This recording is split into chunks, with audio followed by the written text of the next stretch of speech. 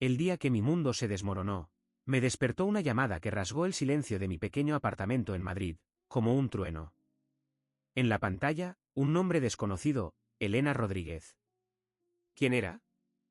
De mala gana, contesté, esperando otra llamada de marketing. Hola, Ramón, la voz al otro lado era suave, casi un susurro, pero percibí en ella una extraña, nerviosa, vibración.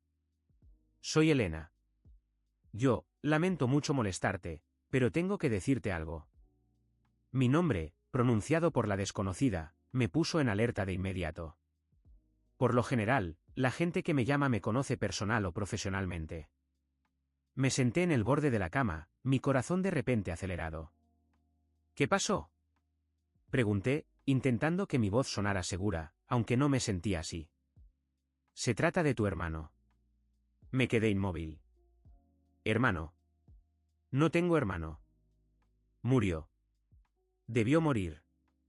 Ese pensamiento, un punzante frío que me atravesó, fue uno de los primeros que recordaba de mi infancia. Mi hermano mayor, Miguel, falleció poco después de nacer, debido a complicaciones. Así me lo dijo siempre mi madre, y así estaba escrito en el álbum familiar, donde en una página amarillenta solo había una foto descolorida de un bebé envuelto en una manta blanca y una fecha, con la letra de mi madre, Miguel, nacido el 14 de mayo de 1999, nos dejó el 21 de mayo de 1999. 7 días. Solo 7 días. Usted debe haberse equivocado de número, dije, tratando de hablar con calma, pero mi voz temblaba. No tengo hermano. Mi hermano murió de bebé. Al otro lado del teléfono se escuchó un suspiro profundo y entrecortado. No, Ramón, no me equivoqué. Tu hermano está vivo. Silencio. Un silencio denso y opresivo que pareció llenar toda la habitación, expulsando el aire. Sentí como la sangre se me iba de la cara y mis palmas sudaban. La cabeza empezó a darme vueltas. ¿Qué disparates estás diciendo? Se me escapó. Mi voz sonó brusca, cargada de una emoción intensa. No era enojo hacia Elena, sino una profunda angustia hacia el mundo, hacia la injusticia, hacia esa mentira salvaje e impensable. Por favor, escúchame, dijo ella en voz baja, pero con una especie de insistencia desesperada. Soy la madre adoptiva de Miguel. Ahora tiene 25 años. Está vivo. Y quiere conocerte. Mi mundo, construido sobre cimientos de verdades habituales y pérdidas largamente aceptadas, se derrumbó en un instante. Yo tenía 25 años. Durante todos esos años había vivido convencido de que nunca tuve un hermano. De que era hijo único, habiendo perdido a un potencial hermano mayor incluso antes de darme cuenta de su existencia. Y ahora me dicen que está vivo. Que anduvo por esta misma tierra, respiró el mismo aire, quizás incluso vivió en la misma ciudad. Esto es imposible, susurré, sintiendo un nudo en la garganta. Mis padres, ellos nunca.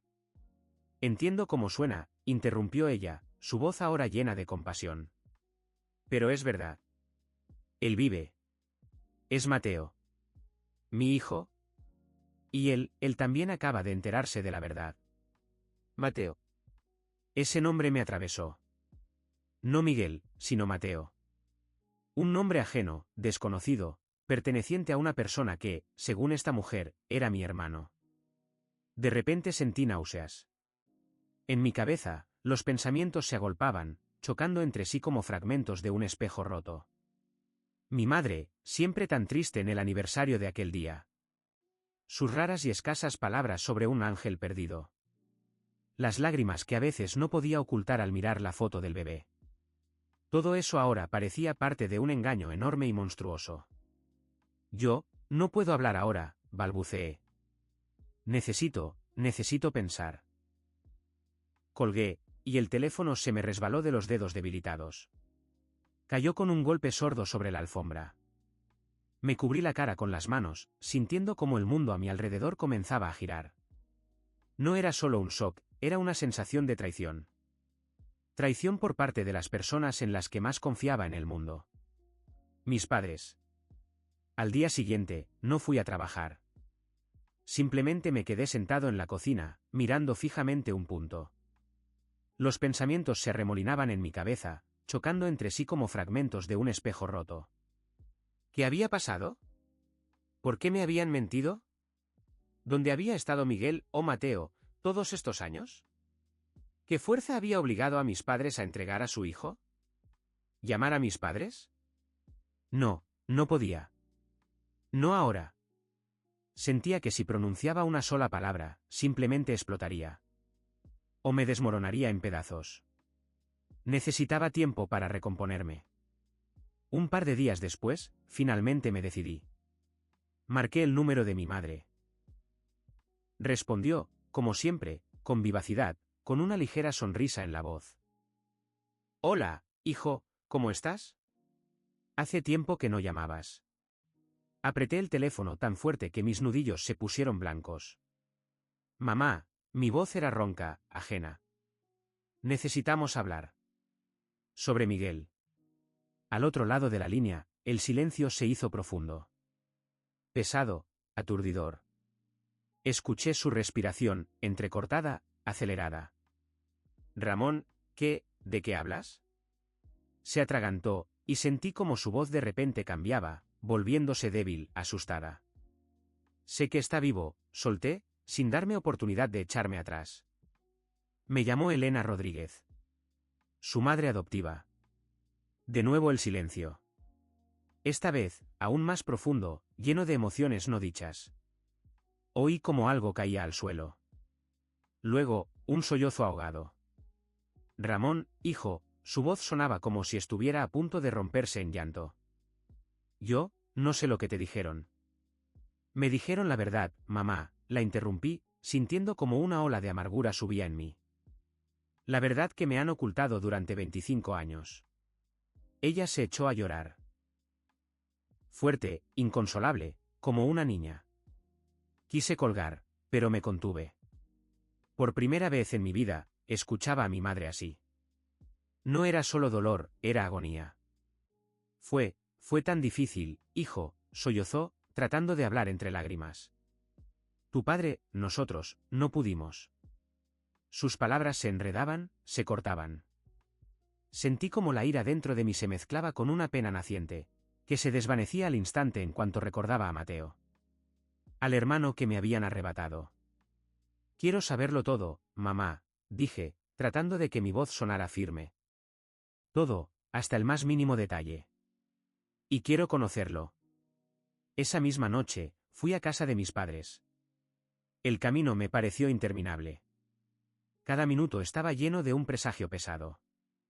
Cuando entré en la casa, me recibió el silencio. Mi padre estaba sentado en el salón, cabizbajo, con el rostro pálido. Mi madre, con los ojos hinchados por el llanto, se acercó a mí, me abrazó, pero yo no respondí al abrazo. Entre nosotros, parecía haber crecido un muro invisible. Ellos contaron la historia. No de inmediato, titubeando, intercambiando miradas nerviosas. La historia que escuché era mucho más compleja y trágica de lo que podía haber imaginado. Mis padres, Fernando y María, eran jóvenes cuando nació Miguel. Vivían con pocos recursos, mi padre apenas comenzaba su pequeño negocio, mi madre trabajaba en 2 empleos. Miguel nació prematuro, débil. Los médicos les advirtieron de inmediato sobre el alto riesgo de complicaciones. Después de varios días luchando por su vida, los médicos les sugirieron que lo dieran en adopción. Les dijeron que tendría graves problemas de salud, que necesitaría cuidados constantes y tratamientos costosos que ellos no podrían permitirse. Les dijeron que había una familia dispuesta a acogerlo, a darle una vida mejor, a ofrecerle todo lo que ellos no podían. Mi padre, sentado frente a mí, habló con voz ronca: estábamos desesperados, Ramón. Lo vimos sufrir. Pensamos que sería lo mejor para él. Que sería feliz. Pensamos que no sobreviviríamos a su muerte si se quedaba con nosotros y no salía adelante. Mi madre añadió, apretando un pañuelo en sus manos, dijeron que sería una adopción abierta. Que podríamos verlo cuando quisiéramos. Pero luego se mudaron. Simplemente desaparecieron. Intentamos encontrarlos, pero no teníamos ni la dirección ni el teléfono. Perdimos todo contacto. Escuchaba, y la indignación y la comprensión luchaban dentro de mí. Vi el dolor en sus ojos. Un dolor que parecía haberlos perseguido todos esos años. Vivían con ese secreto, con esa carga, y los estaba destrozando lentamente. ¿Por qué no me lo dijeron? No fue una pregunta, sino más bien un grito del alma. Mi madre me miró, con los ojos llenos de lágrimas. Teníamos miedo, hijo. Miedo de que nos odiaras. Miedo de que esto destruyera nuestra familia. Queríamos protegerte de este dolor. Negué con la cabeza. Era demasiado para mí. Me levanté y me acerqué a la ventana. Afuera lloviznaba, empañando las luces de la ciudad al atardecer. Mi vida, que hasta hace unos días parecía tan clara e íntegra, ahora se desmoronaba en 1.000.000 de pedazos. Al día siguiente, acepté reunirme con Elena. El encuentro tuvo lugar en una pequeña cafetería situada en una tranquila calle del barrio de la Latina. Cuando entré, ella ya estaba sentada en una mesa junto a la ventana. Una mujer de unos 50 años, con ojos amables y cansados y arrugas de risa en las comisuras. No parecía una estafadora ni una persona con malas intenciones. Al contrario, irradiaba una sorprendente calma. Ramón se levantó y me tendió la mano. Su apretón fue firme y cálido. Gracias por venir. Pedimos café y, sin poder contenerme, le pregunté de inmediato, cuéntame sobre él. ¿Sobre Mateo? Elena asintió, una ligera tristeza cruzó sus ojos. Mateo es un chico increíble. Ha crecido siendo muy amable, muy sensible. Le encanta dibujar.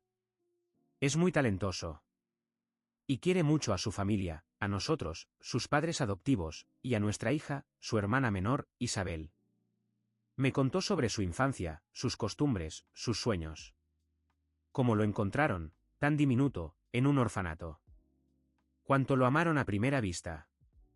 Cómo guardaron el secreto de su nacimiento porque los médicos les advirtieron que a Miguel le costaría mucho aceptar la verdad, dada su débil inmunidad en la infancia, y que cualquier situación estresante podría afectar negativamente su salud. No querían exponerlo a ese riesgo. Pero recientemente, cuando comenzó a tener problemas de salud y necesitó una operación específica, se hizo necesario encontrar a sus padres biológicos para una posible donación, si fuera necesario, y para otros registros médicos. Acudimos a la agencia de adopción y ellos nos ayudaron. Así encontramos a tus padres. Y supimos de ti.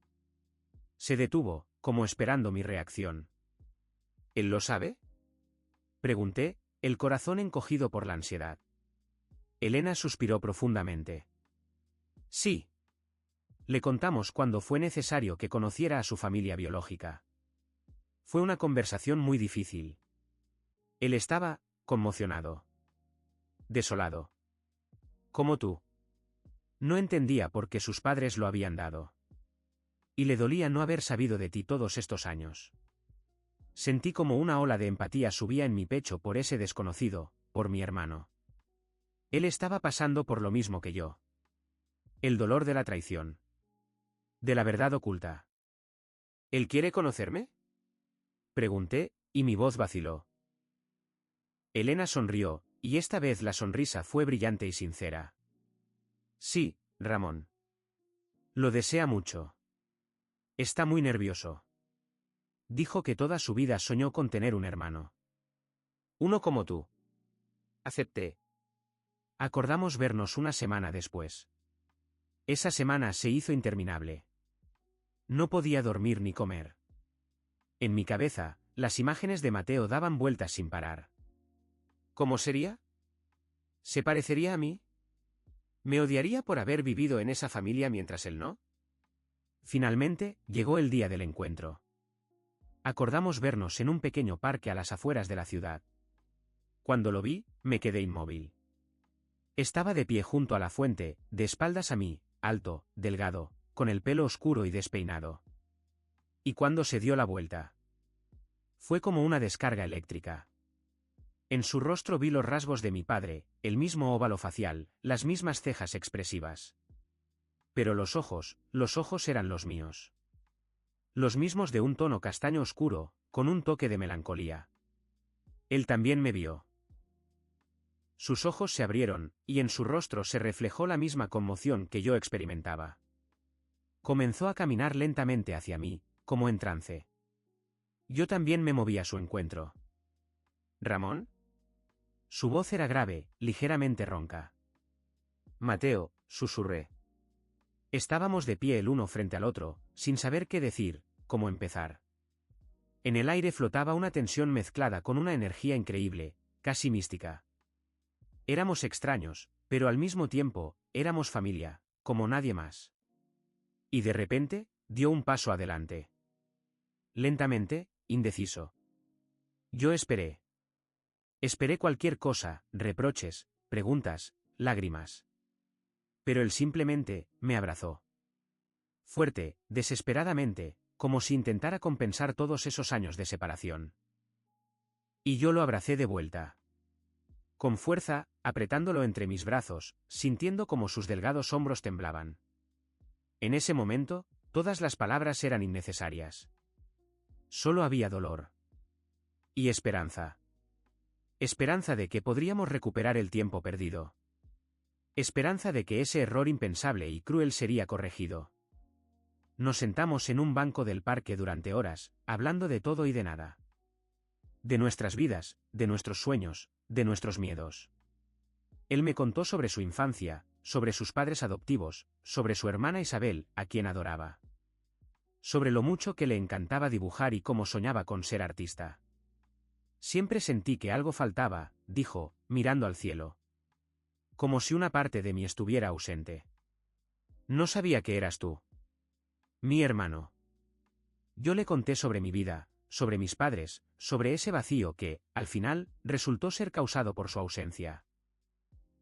Reímos, nos entristecimos, encontramos asombrosas similitudes en nuestros caracteres, en nuestras costumbres, en nuestros libros y películas favoritas. Fue increíble. Éramos diferentes, pero al mismo tiempo, uno solo. Durante las siguientes semanas, nuestros encuentros se hicieron regulares. Pasamos horas juntos, recuperando el tiempo perdido. Conocí a Elena, su madre adoptiva, y a su hermana Isabel. Eran una familia hermosa. Cálida, amorosa. Y vi lo mucho que Mateo los quería. Eso me ayudó a entender por qué mis padres habían tomado esa decisión, aunque el dolor por su engaño todavía me acompañaba. Pero también hubo dificultades. Mis padres, especialmente mi madre, no podían encontrar paz. Mi madre quería conocer a Mateo, pero tenía miedo. Se sentía culpable, y ese sentimiento de culpa la carcomía por dentro. Mi padre era más reservado, pero vi cómo sufría. Mateo, a su vez, estaba desgarrado por contradicciones. Estaba agradecido a sus padres adoptivos por el amor y el cuidado, pero al mismo tiempo sentía resentimiento e incomprensión hacia sus padres biológicos. No podía entender cómo pudieron abandonarlo. Y vi cómo ese dolor lo consumía. Un día, mientras paseábamos por el parque, se detuvo y me miró. Ramón, dijo, necesito verlos. A mis padres biológicos. Necesito entender. Necesito saber por qué. Sabía que ese momento llegaría. Lo entendía. Era un paso necesario para la curación, para todos nosotros. Organicé el encuentro. Fue difícil. La atmósfera estaba cargada de tensión. Se encontraron en el salón de mis padres. Mi madre lloraba. Mi padre estaba sentado en silencio, mirando al suelo. Mateo estaba pálido. Miguel, comenzó mi madre, pero se corrigió de inmediato, recordando su nombre. Mateo, nosotros, lo sentimos mucho. Éramos tan jóvenes, tan asustados. Mateo los escuchó, sin interrumpir. Sus ojos estaban llenos de dolor, pero también de una extraña claridad. Cuando terminaron, se levantó lentamente. Entiendo que fue difícil para ustedes, dijo. Su voz era serena, sin rastro de reproche. Pero yo, no entiendo por qué no me lo dijeron. ¿Por qué no me buscaron? Todos estos años. Mis padres se estremecieron, como golpeados. Vi lo difícil que les era escuchar esas palabras. Fue un golpe a su conciencia, a su mentira de tantos años.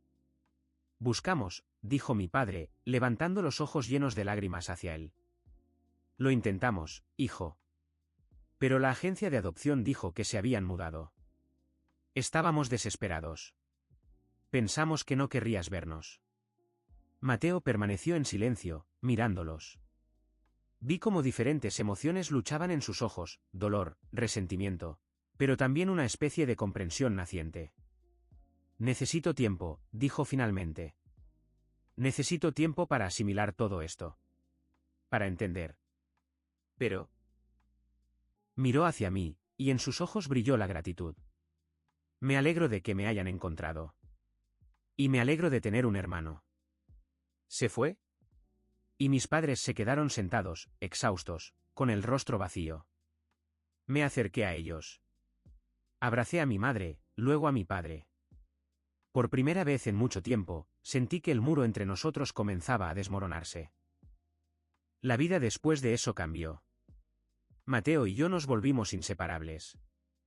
Caminábamos, hablábamos, compartíamos nuestros sueños y planes.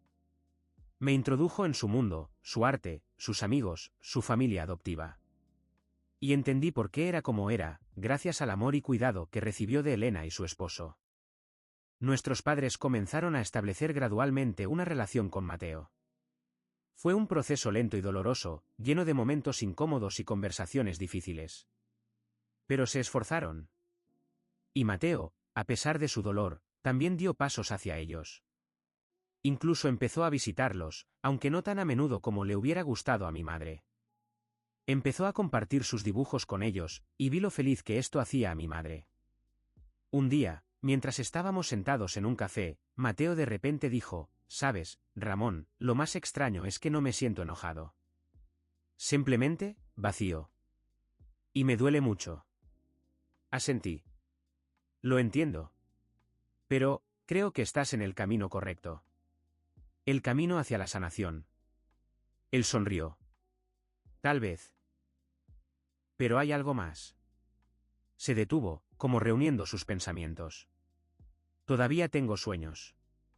Sobre mi padre biológico. Él no era una buena persona. Mi madre adoptiva me contó que abandonó a mi madre biológica antes de que yo naciera. Que era agresivo y no quería tener nada que ver conmigo. Yo, tengo miedo de que pueda aparecer. Sentí un escalofrío recorrer mi espalda. Esa idea nunca se me había pasado por la cabeza. Ciertamente, ¿qué pasaría si nuestro padre biológico, a quien nunca habíamos visto, decidiera aparecer de repente en nuestras vidas? Y además, continuó Mateo, los documentos de la adopción. Hay algunas imprecisiones. Elena dijo que falta algo. Como si parte de la información hubiera sido oculta. Me quedé pensativo. Esto era preocupante.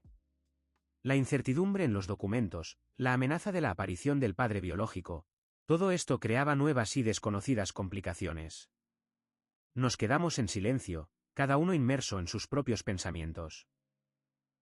El sol se ponía, pintando el cielo de tonos naranjas y violetas. Aparentemente, nos habíamos encontrado. Habíamos comenzado a construir un puente sobre el abismo que nos había separado durante 25 años. Pero aún quedaban muchas incógnitas por delante. Muchas preguntas que aún esperaban respuesta.